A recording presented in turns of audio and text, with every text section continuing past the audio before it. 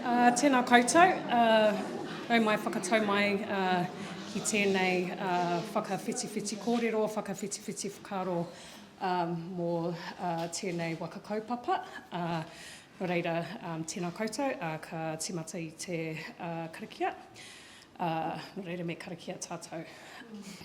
Tūtawa mai I runga, tūtawa mai I raro, tūtawa mai I roto, tūtawa mai waho, kia tau wai te Māori tū, te Māori ora ki te katoa, haumi e, hui e, tae hi e. Kia ora. Kia ora. Kia ora everyone, and good evening. Thank you very much for coming out tonight and being here. My name is Venus and I have the privilege to be the chair of Tasman Bay's Heritage Trust. With me today we have trustees, Derek Shaw, Kimiora McGregor, Andrew Wilson, and our management team, led by our CEO, Lucinda Jimson, and I'm sure everyone knows Lucinda, right? So it doesn't need more introduction than that. Before we proceed, I want to cover the health and safety. The bathrooms are as you get up on your right, on your left, it's on my right, and if we have to evacuate today, we'll follow the instructions of the staff. Don't look at me. I'm useless, I'll follow you. That's it. Is there anything else for health and safety? No. Okay. Well, thank you everyone for coming out tonight because I see this evening as to reflect and show our passion, our commitment, and actually your presence here today reflects the same. So thank you for being here. What we're doing here is saving our collection for our future generations. So thank you for being here. This evening session is information session. It's information only. So what we want to do, share the facts and share our passion. So feel free to ask questions, but save those questions to the last so that we could go through the presentation. I also want to mention, sorry, I'm losing my voice. The viewers that are online, please feel free to ask the questions, but we will respond to your questions tomorrow. Copy of this presentation will be also available online on our website tomorrow, so feel free to look at that as well. And of course, when you ask the questions, you all present in the room will get the information tonight, so that's good for being here. I'm going to get through the presentation. As trustees, as I said before, we carry the care, stewardship and guardianship of this collection on your behalf, on behalf of our communities. It is a privilege that we do not take lightly, and I'm actually incredibly proud to serve the oldest museum in Aotearoa. Tasman Bay's Heritage Trust is entrusted by NCC and TDC to care for the regional heritage collection on behalf of the councils and on behalf of the ratepayers, which are you.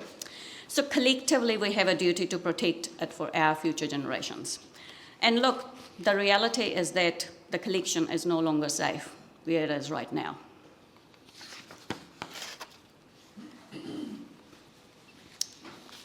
As I said before, we care for the collection that is valued at $20 million, but in reality, it's invaluable. So it's hugely, hugely important to us.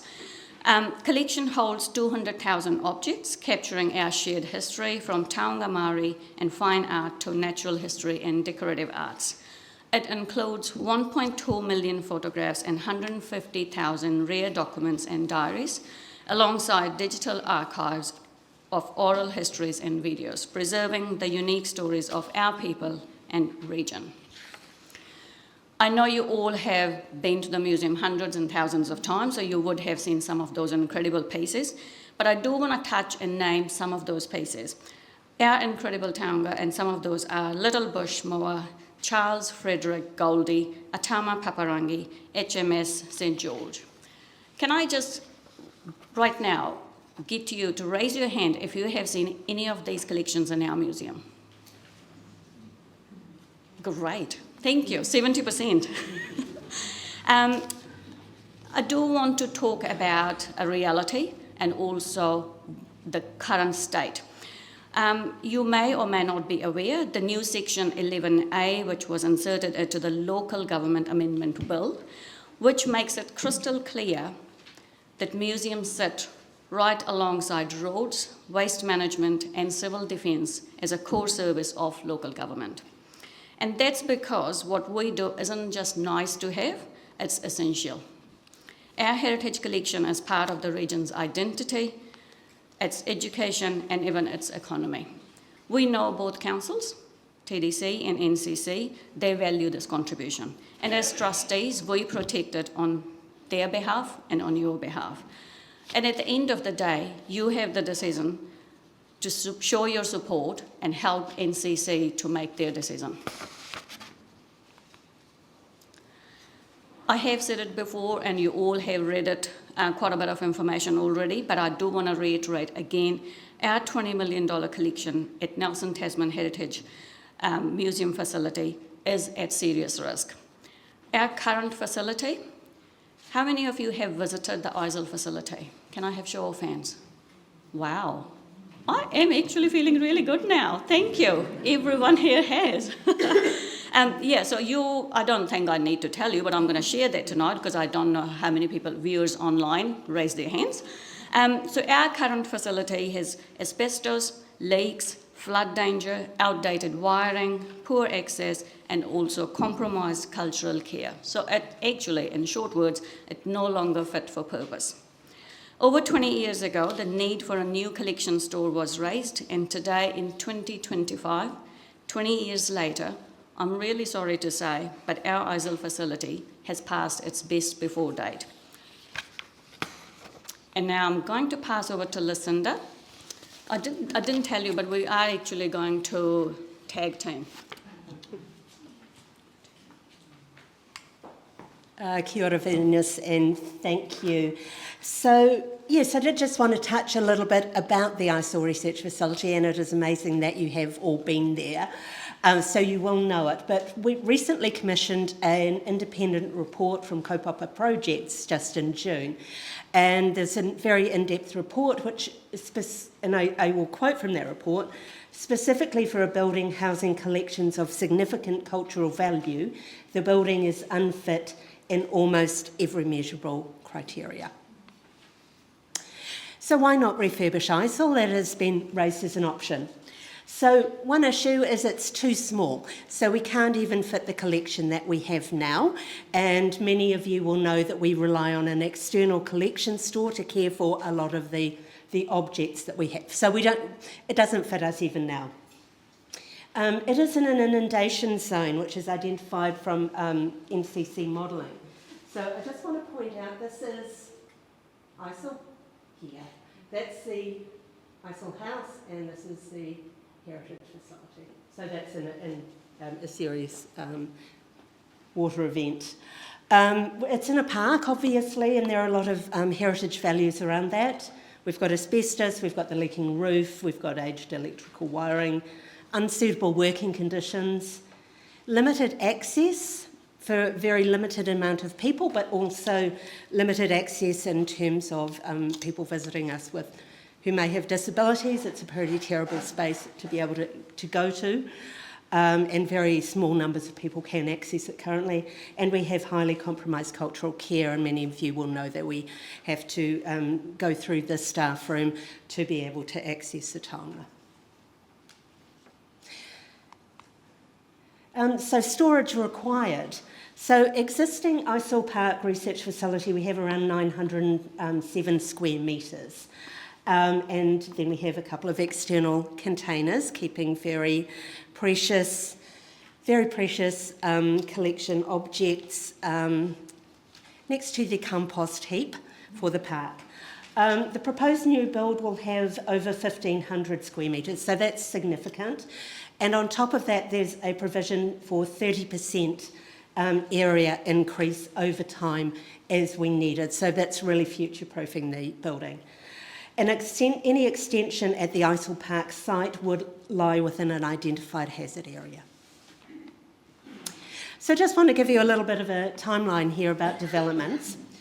So back in 2004, when this building was commissioned and turned into the museum, central government outlined expectations that the two councils should fund the protection of this nationally significant collection, and that's a quote from a letter from the Arts Minister to the then NCC Mayor.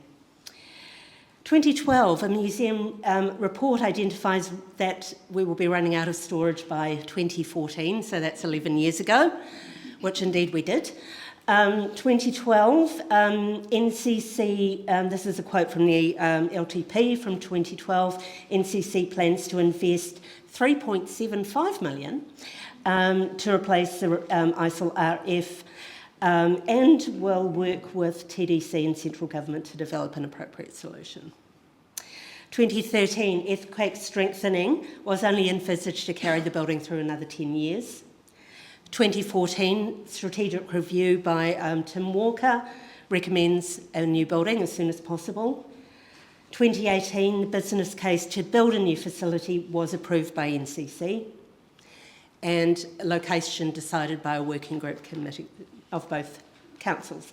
2019, Church Street site was purchased and TDC came across in their LTP to commit $3 million in 21. So 2022-23, there were a lot of site investigations on the site, geotech, design, architectural work, costings. However, in 24, the Ministry of Culture and Heritage Fund closed. Now, we had applied in 2023. We weren't successful at that time, largely, and we were told by ministry staff that it was a fund of last resort, and we hadn't quite shown that we had squeezed the lemon sufficiently. But they worked really closely with us to prepare a new application and basically told, yep, we'll work with you to get you to the top of the pile. So, funding gap, $7 million from the cost of Church Street. And this is post-COVID and significant escalations of construction costs. Where the costs lie, the proposed 3-storey building has high floor loadings and a regular shape because of the car park site. That means it's going to be expensive to build. It's inner city land with constrained footprint and constrained access, and the refurbishment of existing inner city buildings was also something that we looked at, but they have well-known collection care issues, so we've learnt from other developments and other places around that.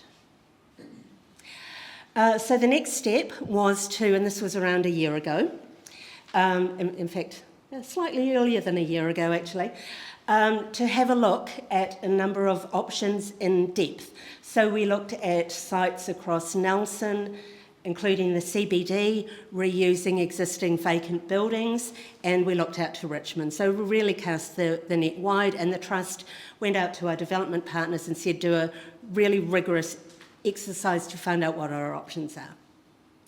There are 2 options shortlisted and compared to Church Street, one being a greenfield site in Richmond and the other being a new building on the footprint at ISIL Park. And when the weightings was done for all of those, it was very clear that the greenfield site in Richmond was the most cost-effective and fast option to be able to solve the ISIL problem. And just to repeat the reasons why, Church Street, multi-storey, therefore expensive, large funding gap. New build at ISIL Park, it's a flood hazard and a medium event.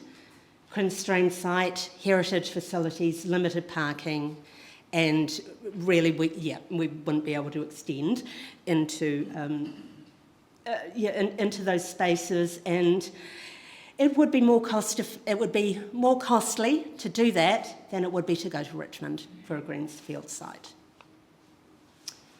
So just finishing here before I hand over to you, Andrew. We've had some questions around the inundation risk in Richmond, so I just wanted to share these images with you. Top one is river and rainfall risk, and we are, don't want to go too much into detail, but it's this. So we're around here, in that space. So it is actually quite safe. It's safer than ISIL Park, and in terms of tsunami risk, it's actually safer than where we are sitting right here, right now. And I will pass over to Andrew now. Thanks. Right, I'm tag team number 3. So why the pivot to Richmond West? It is the most pragmatic, cost-effective solution to the benefit of all ratepayers. The building that we're proposing is single-storey, around about 1,500 square metres, as Lucinda mentioned before. Being single story, we can make it a more efficient layout. There's no lift and stairwell spaces and the associated costs with that. There are reduced long-term maintenance costs. I'll put the slide on for this, there we go. And being single-storey, lower construction costs, faster time to build, and critically for this site, it's a 3,000 square metre site that we've identified, and that gives us room to move, and we can grow the size of this facility by 30%, which means that we future-proof the facility. And I should add also that this proposed building is actually replacing two buildings, not just Iceville Park, but also a lease facility which Tasman District Council pays the rent for in Elm Street. The reduced funding gap that Lucinda mentioned before, $7 million was just too much of a jump up for us to be able to find fundraising funds for. So we've now got something down into a manageable gap for fundraising. It adopts the recent learnings in best design and split location for museum storage facilities.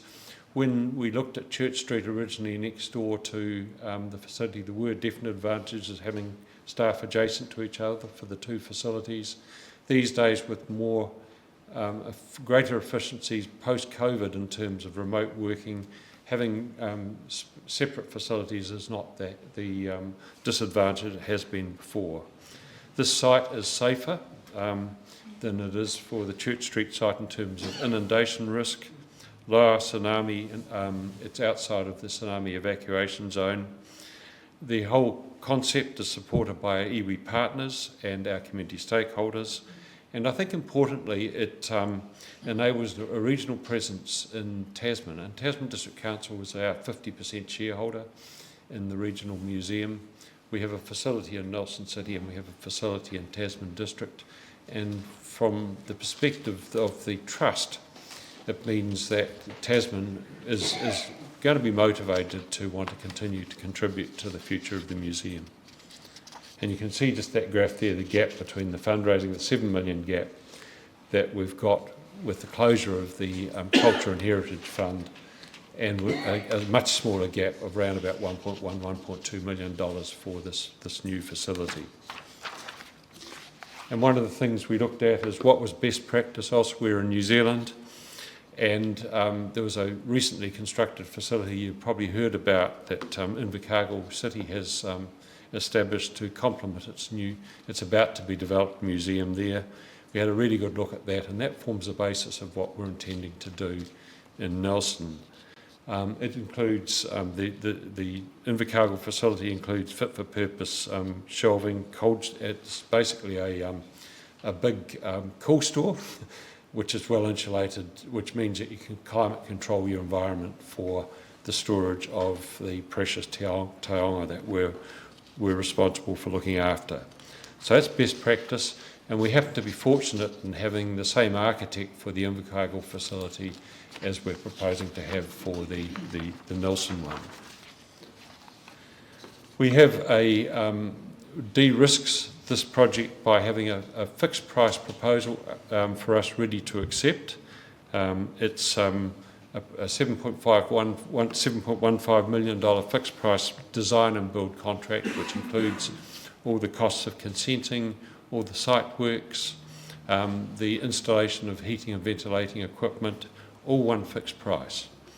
And we've had that price validated by an independent quantity surveyor, which the Trust is engaged as a separate independent party to verify that that price in fact represents good value and in fact is a very low risk option for the Trust to enter into that contract. The project budget, total project budget is $9.8 million, and you can see in this little cake how it all breaks up. The major components are the building contract at $7.15 million and land purchase at $1.3 million. They are the two big elements, and that comprises 86% of the project cost. 80% of that project cost is fixed, ready to go. The land purchase has also been validated as good value by an independent registered valuer, so we're confident we've got the best possible value for that. And the other components of the project are the costs of shelving, which we've saved costs on because we're able to, with the new facility, reuse existing shelving to a greater extent than we would have been able to with the Church Street development. The cost of decanting and the costs of just overviewing and making sure that the project runs smoothly. Funding sources. Funding sources are already committed, about 700,000 in pledged grants. Tasman District Council has already confirmed that they're willing to contribute their $3.1 million to this, and the consultation that we're undergoing at the moment is Nelson City Council's contribution, which is in the long-term plan at the moment, at just around about $3 million. That's been sitting in the long-term plan for some time. The consultation that's occurring at the moment is to confirm whether everyone's happy with the fact that we're shifting the site from the Church Street location in Nelson CBD out to Richmond West and applying the funds there instead. The consequence, of course, because of the closure of the central government funding sources, is that the councils do contribute more towards the cost of this project, but the clear signals that have also come from central government as part of this, and Venus alluded to before, is that the responsibility for the provision of local museums sits with local territorial authorities, and that's a message that's been clearly communicated to us. Other parts of our funding picture are the sale of Church Street, which I'll come back to in a minute, and we've also looked at roundabout, we need about a top of about $1.12 million in terms of additional fundraising. That fundraising will be pitched towards right at the end of the build, so we're talking about 18 months' time when we need to put the shelving into the building and make that shift. So the fundraising we'll be doing for that will be to make that the completion of the building possible, but we've certainly got time to be able to fundraise to get to that $1.12 million. Church Street sale. We've got as part of this whole project, we've got a developer who has offered to purchase the Church Street, which is contemporaneous with the development of the Richmond site. So it means that we've de-risked the financials. So if the Richmond site proceeds, then the developer has said, look, I'm prepared to buy the Church Street site, and that purchase of the Church Street site is at the fair market value for that property. So what that means is that there is no financial risk from the fact that we've got a bit of land sitting there ready to sell. It's done as part of the project.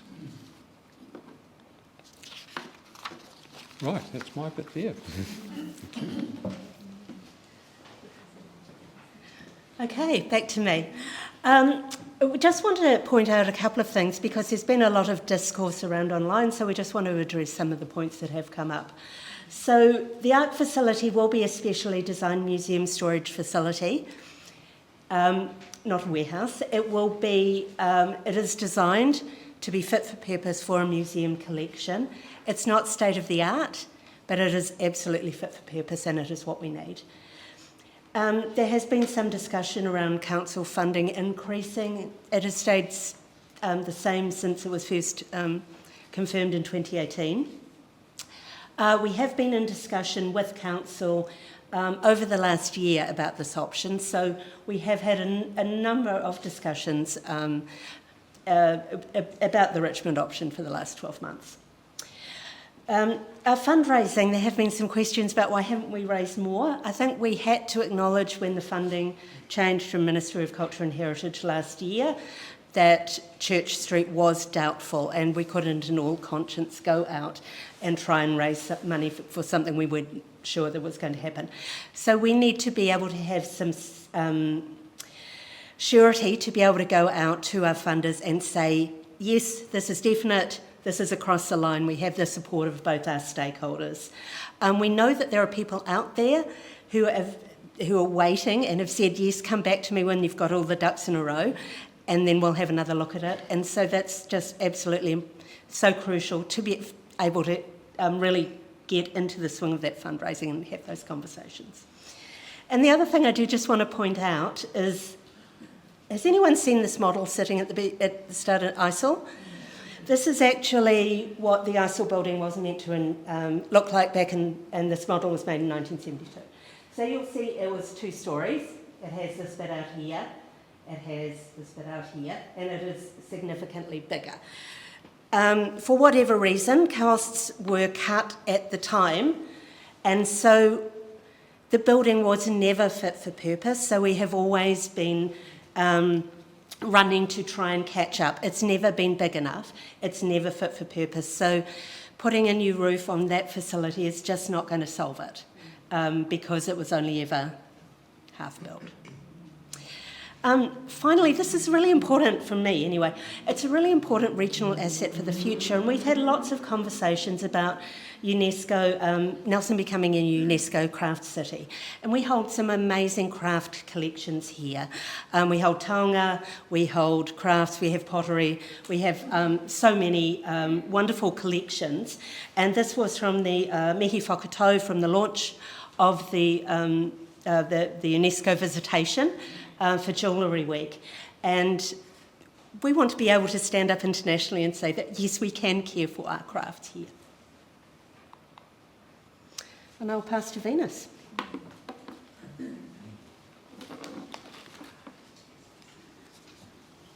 I didn't know you were that tall, Andrew. Look, the reason I'm trying to bring some laugh here, I know it sounds very terrible, and the reality is terrible. I'm sorry, but this is what we have been experiencing for a long time. And if we delay now, it's huge loss. Not just the financial loss I'm talking about, I'm also talking about the loss that no one actually counts, or no one has counted so far in this decision-making process. So the first thing I want to touch on the finance. Yes, we will lose this fixed price model that we have right now. The momentum that we have now, that will be gone. The confirmed funding grants, they will be gone. And the common drive side that we have secured, or not secured because we still have memorandum of understanding, but if we do not go forward, they will be gone. But I also want to touch on, if we don't go ahead, we'll be spending more money at the facility, for the ISIL facility, which is irreparable. So we're throwing good money after bad for a long time. And now is the time that we actually need to make the decision for our future, and we need to spend good money for a good cause, because it's economic situation. We need to be able to say we are getting the value out of our money. I also want to touch on the well-being of our staff, morale of the staff that work in that facility, and also the volunteers. I have personally worked with volunteers. It's terrible. You don't want to have your staff and volunteers working in that kind of facility. So, and I think the last thing, while we're talking about if we delay, the other risk is people will stop believing us. Our future generations will stop believing us, and they will ask questions, what have we done when we were the kaitiaki of this collection? So I think that's a pretty big question mark for me. Support, as both Lucinda and Andrew mentioned before, we have clear support, hence you guys are here, or girls as well. Look, we are very grateful for the support and the messages that we are receiving, which reflects the broad community and council commitment to this project.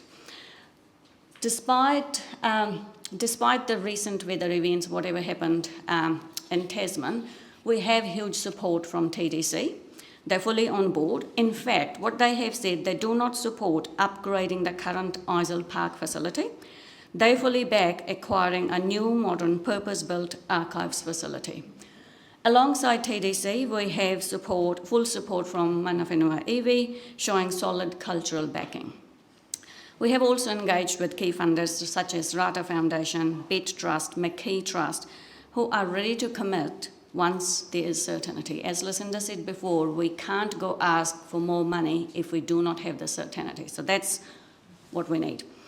Our development partners, commercial partners, are on board because they see the light at the end of the tunnel and they see the need for this project. They want to make this project a reality for us, for our community and our future generations. This is critical. The time to act is now. I think I don't need to repeat this because I've said it 100 times, and I actually don't need to repeat to you guys because you know. If we delay, if we ignore it now, it will never be cheaper. Right now, we're talking about $3 million that NCC has committed for our, will commit, hopefully, for our project. But if we do not go ahead, it's never going to be less than $3 million. It will be much more. In fact, it could be double. We cannot pass this problem to our future generations.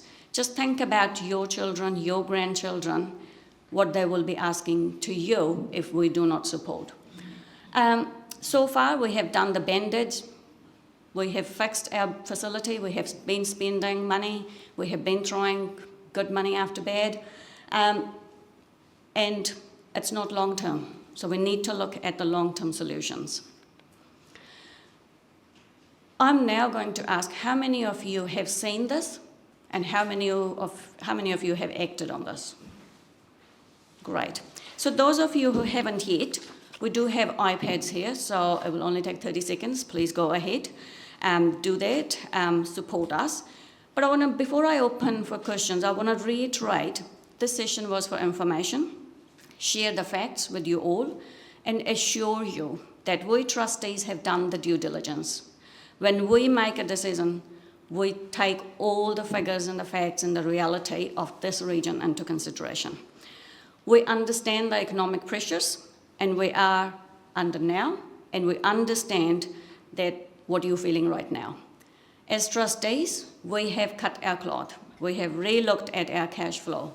We have pivoted when we needed to. So we are different than a lot of other projects because we needed to make significant change. However, it is the best decision, as we have shared with the numbers, with the facts, with the photos. So I'm fully proud of this decision and need your support. So thank you for being here. We're happy to take the questions. You're saying what is happening? What is the stopping of the procedure happening? Is it just the Nelson City Council? Thank you for the question. I'm going to repeat the questions because our online people cannot hear the questions. So what is the delay, right? That's what your question is. So what is the delay? Why are we doing all this? I think fair to say the delay is, well, we have two shareholders, Nelson City Council and Tasman District Council. While we have TDC fully on board, we haven't got NCC fully on board. We have huge support around the table. However, it's still one more step. So we need one more step, so which is consultation. They need for public to say or show that they fully believe in what we have been believing in. So they want you to share our vision, and the decision will be made on 4th of September. So, did you ever have an inclination that this would be put onto consultation when you were discussing? I mean, that contract actually 11 years ago, isn't it? This is important. And every area or region that you go to, if you want to know the history of the place, it's the museum. It's a go-to. I've been to Japan. We go to the museum. It's really and I'm sorry that the government's closed that funding. I'm really passionate about this because it's just no-brainer that this is an important tema. But did you have an inclination before you did a presentation last that it was going to be put into consultation? Right, so the question is for online viewers. The question is, did we have any inclination of this consultation process as such? I'm going to ask trustees to jump in whenever we need to, but no, we didn't. So we have looked at the wording of the resolution when the resolution was made. It doesn't say anything about the location. However, we're not the councillors and we don't work for the council, so we have full confidence and trust in the council's processes. They have the process, the system. If they're going for 2 weeks consultation, there has to be a reason. So we believe that, and we need to just support. We need your support to prove it. So yeah, so we didn't know. So this just my feeling, I'm really sorry that's been put into a political football, this one, because it's just really not. Yes, it's really, and I'm just, because I haven't read the questioning, but the framing of the questions that I've seen in some consultation, that is towards the whole questioning the spending, questioning the things that have already been really ironed out before. And I know time is of the essence now, because I know exactly, it's the same discussion with the whole Mai Tai Dam years ago, because I'm sorry, I'm the mayor ages ago, that there was a lot of debate, a lot of things, but if you don't do it now, it will cost more. And maybe that's the scare, that some people will have that, okay, you're promising you block in this amount, but then it will balloon like much like the Fallen Center, for example, that it balloons to a new, oh, look, we got a new budget now, sorry. So is that, so are you sure that you are locked in this price now? Absolutely. Yeah. So the fixed price model is a fixed price. Yeah. And that's why we want to go ahead, because we won't have that fixed price forever. We have some time now, but if we delay, we keep delaying, that fixed price will be gone. And that's why we risk losing. And that will cost us more. Yeah. If the council do not come with the 3 million, will you still go ahead with the extra fundraising? So the question is, if the NCC do not support us with the $3 million fund, will we still go ahead? Look, we have pivoted before. We will have to pivot because really we're owned by 2 shareholders, right? So we need support equally from both of them. We have full support from TDC, but not NCC so far. So we're hopeful they will support us because, as you all can see, why we're doing this. It's just the process, we believe. They're following the process. We believe in the process. I think the outcome will be they will support us. However, to answer your question, if they don't, as trustees, then we will have to pivot and we will have to look at what we need to do. But right now, we're hopeful. Yeah, go for it. Probably add to that. The 7.15 million includes a contribution from North Pine Industries to make this happen, and we are in an environment right now with that there is a downturn in the building industry which has made pricing very competitive, and that includes all the trades and the like. So we're convinced that we're going to get our best possible value right now. And the risk if it holds any longer is that we lose that and the fundraising gap just gets out of control. And the question, if we didn't get $3 million long-term plan commitment coming across to this project, that would mean about a $4 million funding gap, which means it'll take us quite some time to be able to try and fill, if at all. So that's the situation we face. Thank you. Yes? 2 questions. The first one, 2 weeks is a very short time frame for a submission. Is that being set by you or is that being set by council? So the question is 2 weeks consultation period is very short. Has it been set by the trustees or the council? Short answer, trustees or Tasman Base Heritage Trust has nothing to do with it. It's the council process. So they have set up the layout, they have put 2 weeks consultation. So we haven't had any input on that. Right. And my second question is, you say that Nelson City Council isn't supportive. Has there actually been a vote around the table? Because I know social media has been quite active in this in the last week or 10 days, and I've tried to push back on it for transparency and accuracy. I haven't seen one councillor support the Mayor's comments of not supporting. So has there actually been a vote? Maybe Aaron can answer that question. Has the council? No. So the question, for the online viewers, the question was, has there been a vote around the council table? And Aaron has answered that question for us, no. Long-term plan. Vote for the long-term plan, and the answer was yes. But about this process or the outcome or the decision, there hasn't been any vote so far. So it all depends on this consultation, because they need the consultation outcome to basically say, we fully support the Tasman Base Heritage Trust, we believe in this, and we need to safeguard our collection. So it all depends on us. Can I ask, through you to Aaron, who has pushed this submission process? Yeah, so the question is who has pushed the submissions? Yep. Yeah, kia ora everybody. Aaron Stallard, one of your Nelson City councillors. So we have a significance and engagement policy at council for decisions, and the newer the decision, the greater the impact, the more money. It's a more comprehensive engagement or consultation. For minor things, we're at where we're at now with this 2-week consultation because the funding was already there. The slight departure was that it was previously couched in terms of a site in the central city contributing to revitalisation. So if the community and the council said, yes, we're up for that. Now, if there's slight change, it's no change in the money, but it's no longer in the central city. So staff independently assess, okay, this is the appropriate consultation we'll do for that, which is what you see. Thank you. Just want to clarify to online viewers that question was specifically asked for to Councillor Aaron Stallard. So thank you for answering. If the bill goes ahead, will there be research facilities for people to go to research? So the question was, if it all goes ahead, will the new facility be available for research purposes? Absolutely yes. That's the purpose. We want more schools, more researchers going and using their facilities.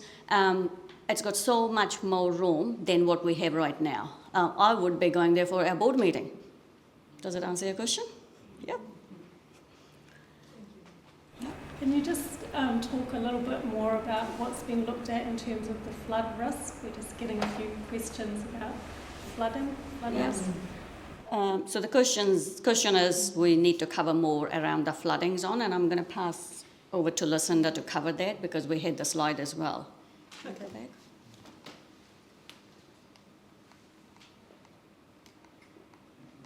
Sorry. Okay. Okay, can I just ask if there is a specific question around flooding? Is it to do with the ISIL site or the Richmond one? More the Richmond one. Yeah. Okay, so those are taken from the live hazard maps today. And they do show, and you've got the legend at the site. I'm sorry, it's reasonably small, but that will show. Thanks, Venus. Just over here, so this is in heavy event over here, so this is the site around this area, and again around here. So these are comparing like with like in terms of the map that we showed earlier for ISIL. I think just one thing to add, we will be sharing this presentation, so you can enlarge the font and have a look as well. Yeah. And we can also include the links to those maps for both those sites to go and have a look. Yeah, there's one question. Have you looked at other buildings in town, the city and found us to put there? Sure. So yes, as part of the options that were identified by our partners, we did look at 2 vacant sites, that are quite large ones that are within the CBD. They didn't come out at the top of the ratings table. There are issues around cost, around collection care in those areas, and they were not an optimum solution compared to the 2 that we did identify to come to the top of the table. So yes, we certainly have cast the net really wide in terms of what those options are. Any other questions? Yep. You mentioned at the beginning central government telling you of your obligation to create such a site, 20 years ago. Can any pressure be brought to bear on the Nelson City Council to meet that obligation in terms of pursuing a good solution? It seems like they've been told to do it and they're turning it into something that they don't want to do. It's bizarre. So the question is, can we put more pressure on Nelson City Council to take this? Central government telling you that you needed to do it. So central government has, when there are amendments in the acts, they apply to everyone, right? So I'm sure all the councillors, the mayors, everyone has seen that. So I don't think it's our role to remind them about their roles and responsibilities. We've been appointed to do our job, which is to look after the museum, look after the collection. I'm absolutely 100% sure everyone around the table knows about it. So I don't see our role being reminding them about that. And they're smart people. They're fully aware of that. Yeah. Any other questions? Sorry. Marie? The list of people that will support you, are they willing to wait for this 2-week consultation, or is it just 2 weeks? I haven't been. 2 weeks. Yeah, they're willing to wait, and because it's all conditional of city council coming on board, or will they support you anyway? So our commercial, so we have memorandum Nelson of, Fines, I know that Yeah. Minister would be lovely to yeah. support this. Yeah, so the question is, the support that we have from our commercial partners, will they wait for especially 2 weeks? The short answer is yes, and the reason is we have memorandum of understanding with our commercial partners right now, especially to cover this period. So while they're very mindful and supportive, they're helping us, they're holding us, and they have a vision. However, that's not going to be available forever, so they're not going to hold it side and make it available for us forever. So yes, we have it until the end of, correct me if I'm wrong, September, until the end of September. So that's why we need, and that's why I think the message was to Nelson City Council, we need the decision before the local body election. So we need the decision now because we have memorandum of understanding in place. Once that goes, yeah, it's gone, yeah. Just one more question. When you announce and City Council agree, when will it be finished? When do you anticipate it will be finished? So the question is, when will all this finish, right? When we will know about the outcome. Great question, I love that. Yeah, so the timeline's very clear. So there's 2 weeks of the consultation, and there's a meeting on 4th of September at Nelson City Council, and that's when the decision will be made. So we're hopeful we will get to hear the decision on 4th of September. Yeah, so that's the timeline, really. I mean the build, when will it build? How long will it take to build? So it's 18 months. Oh, okay. Yeah, so if we get the approval, say on 4th of September, as I was saying, we can actually start working on it this year, and hopefully by next year, yeah. So with the timeline is 16 to 18 months, yeah. I just want to know if I'll still be alive, that's all. You will be. When we move into the new facility, we will be, we will have opening day, and you will definitely be there. I can assure you.